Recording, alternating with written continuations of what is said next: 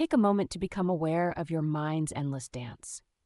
Feel how thoughts arise and dissolve, each one carrying its own emotional signature, each one beckoning you to follow its trail. This constant movement, this eternal seeking, this is the sacred territory of your Gemini moon. I've sat with hundreds of souls carrying this placement, and I've witnessed something remarkable. When we stop trying to fix what appears broken, and instead lean into the intelligence of its patterns, something profound begins to emerge. That hyperactive brain of yours, the one that races through the night while others peacefully sleep, making connections and seeing patterns that most miss, it isn't broken. It isn't a glitch in your system that needs fixing. It's precisely the tool you need to dig deeper into what your soul is trying to tell you. It's a sophisticated instrument of consciousness that's been wounded by a world that demands simplicity when your soul knows the truth is far more complex.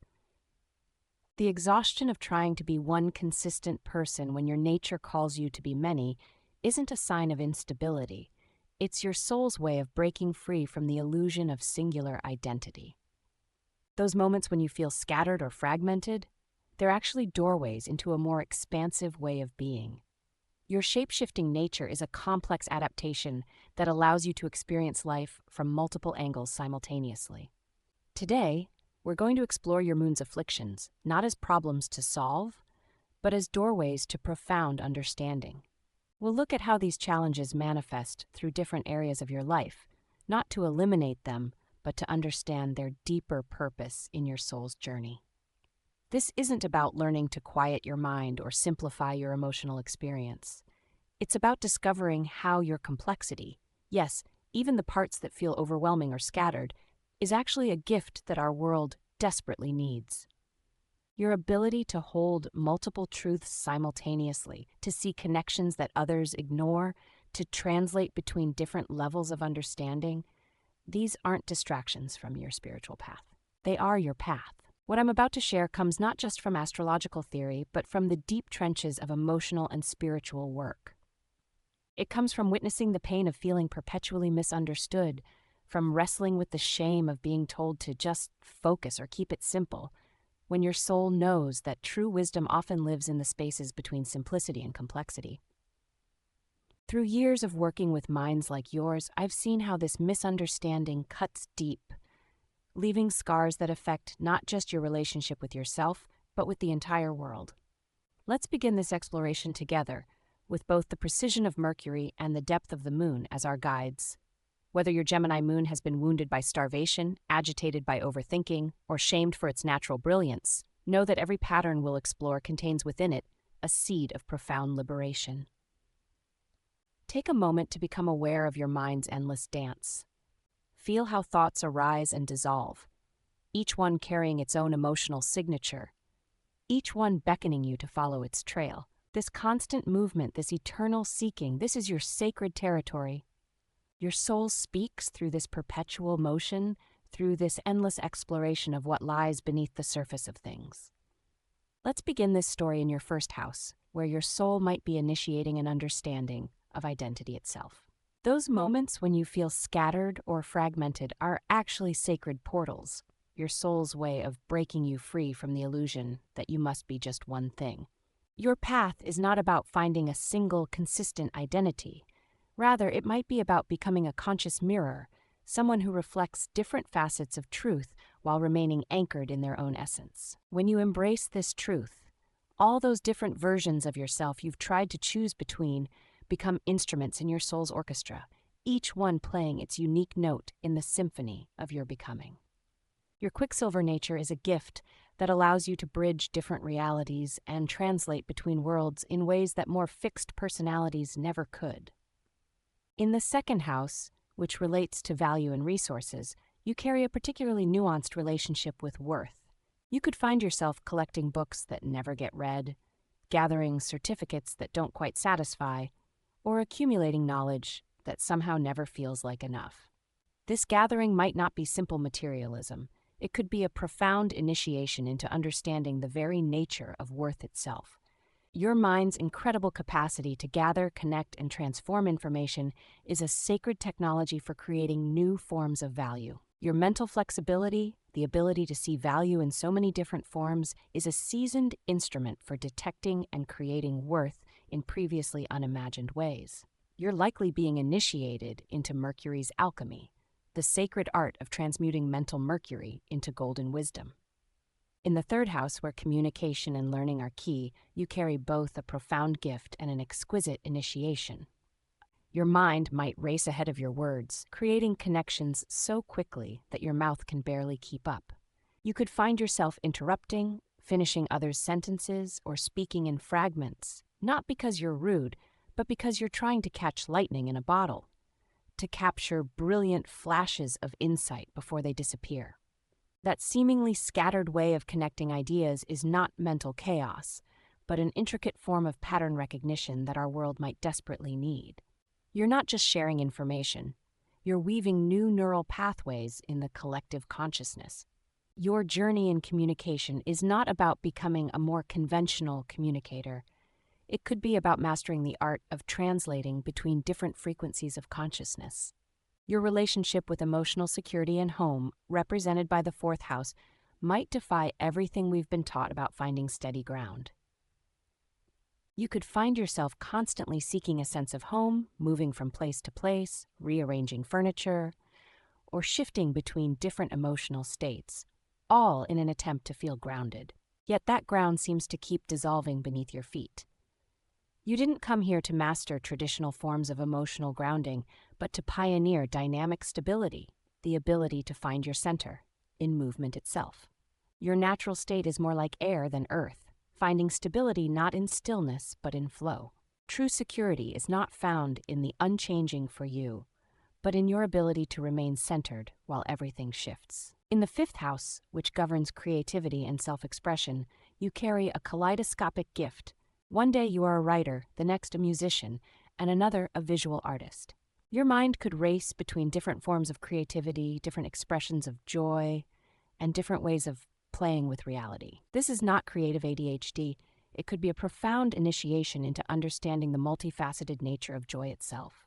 You didn't incarnate to master one form of creative expression. You came here to demonstrate how consciousness can play through multiple channels simultaneously, creating symphonies of experience that single-note artists barely imagine. Your natural state is more like light through a prism than a single focused beam. In the sixth house, where we navigate the sacred rhythms of daily life, our work, our routines, our service to others, what appears as chaos or dysfunction often masks a deeper initiation. Your struggle to find order, to establish healthy patterns, to balance service with self-care isn't a sign of failure. It's the territory where some of your most profound transformations will occur.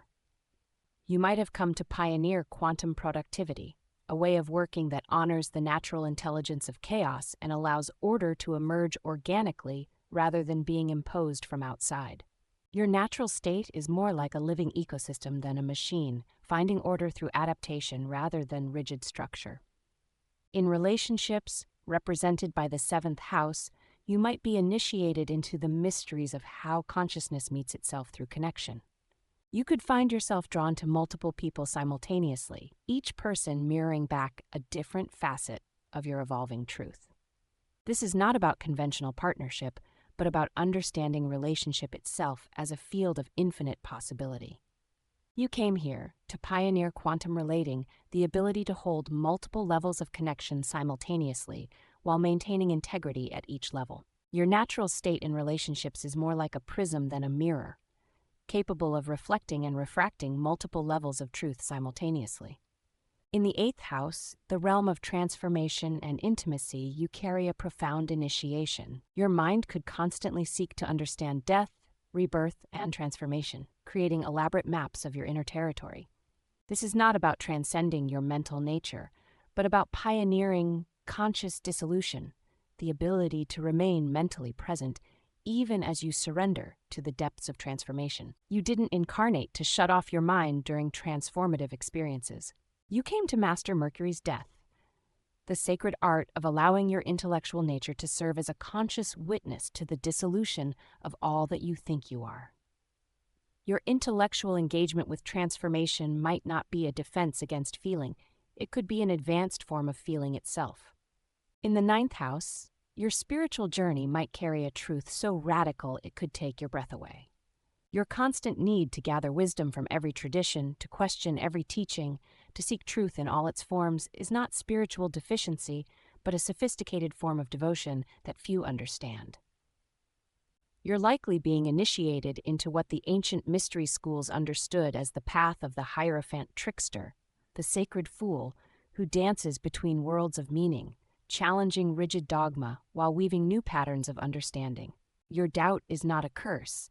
It could be a refined instrument for detecting spiritual bypassing and premature certainty. In your 10th house, your professional life might carry an exquisite tension.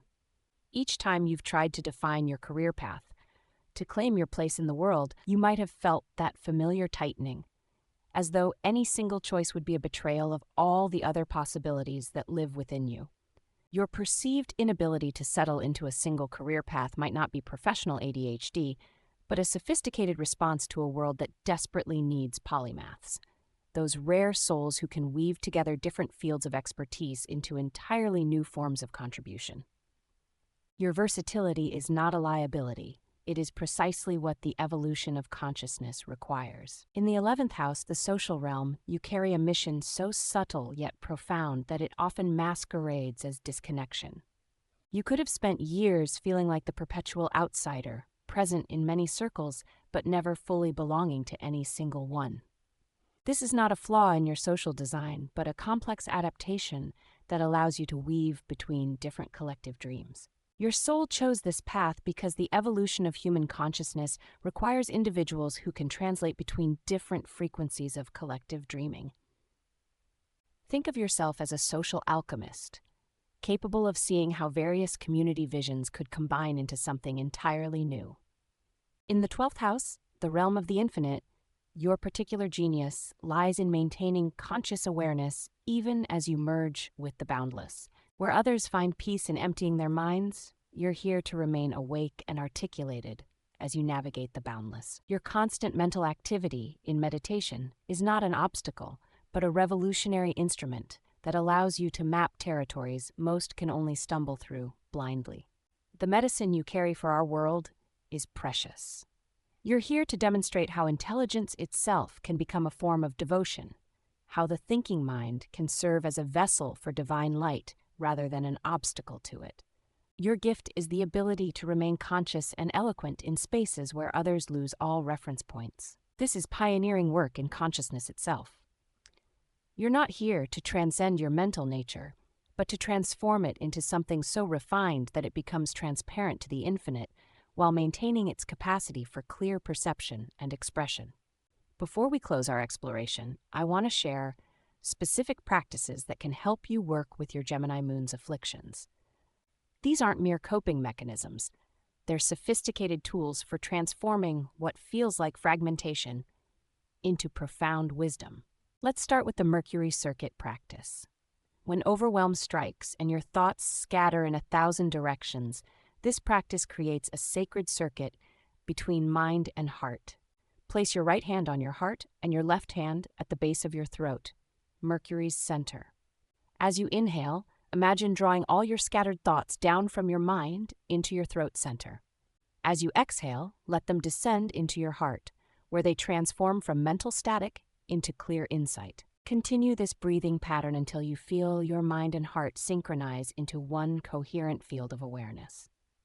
Another thing you can practice is the messenger's journal. This isn't ordinary journaling. It's a practice of conscious translation between different levels of your being. Keep 3 distinct sections in your journal: the observer, the experiencer, and the integrator. In the observer section, record your thoughts with clinical precision. In the experiencer section, write about the emotional textures and bodily sensations that accompany these thoughts. In the integrator section, explore how these different perspectives might be telling one unified story. This practice aims to transform mental fragmentation into multiple sources of wisdom. You might also be drawn to the sacred scatter practice, through which, instead of fighting your mind's natural tendency to move in multiple directions, you create a dedicated time each day for what I call conscious scattering. Sit with a large piece of paper and allow your thoughts to flow in any direction they choose, mapping them visually as they emerge. Don't try to organize or make sense of them. Simply witness the natural intelligence of your mind's movement. After 20 minutes, sit back and observe the pattern that has emerged. This practice helps you recognize the hidden order within what feels like chaos. The Mercury mirror meditation is another particularly powerful practice for working with the shame aspect of your afflicted Gemini moon. Sit before a mirror in dim light. As you gaze at your reflection, allow all the different aspects of yourself to emerge, all the voices, all the perspectives, all the parts you usually try to quiet or hide. Instead of trying to choose between them or make them coherent, simply witness how each one carries its own form of wisdom. This practice helps transform self-judgment into self-recognition. On to the Alchemist's breath. When you feel starved for connection or understanding, practice this breathing pattern. Inhale for a count of 3, hold for a count of 2 while imagining your breath as quicksilver, fluid, reflective, and transformative. Exhale for a count of 4, transforming that quicksilver into golden light that fills every cell of your body. This practice helps transmute mental hunger into spiritual nourishment. Last but not least, the synthesis movement practice. Your body holds deep wisdom about how to integrate multiple streams of consciousness. Create a personal movement practice where each thought or feeling gets expressed through a specific gesture. Let these gestures flow into each other, creating a dance of integration. This isn't about choreography. It's about letting your body teach you how different aspects of consciousness can move together harmoniously. Remember, these practices aren't about fixing what's broken. They're about recognizing and working with the intricate intelligence that your afflicted moon is trying to express. Practice them not with the goal of becoming more focused or centered in the conventional sense, but with the intention of discovering how your unique way of processing reality might actually be exactly what's needed. I share these practices from years of working with souls carrying this placement and from my own deep exploration of how Mercury's wisdom can transform emotional wounds into portals of understanding. Use them as starting points. Trust your intuition to modify them as needed. And remember, your seemingly scattered nature might actually be pointing the way to a more evolved form of consciousness.